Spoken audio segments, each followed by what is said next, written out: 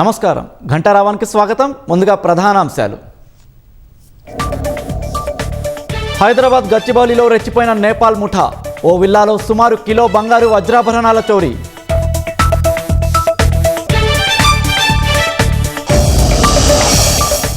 Visakha steel plant ఘటనలో 2 మృతదేహాలు గుర్తింపు.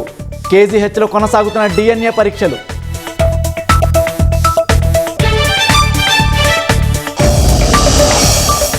రెండేళ్లలో 1,00,000 కోట్లకు పైగా విలువైన భూములకు హైడ్రా విముక్తి. సర్కార్ స్థలాల పరిరక్షణే లక్ష్యంగా భవిష్యత్ కార్యాచరణ.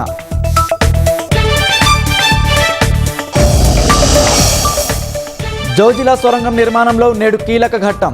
చివరి అంచును పేల్చడంతో పూర్తి కానున్న టన్నెల్ తవ్వకం పనులు.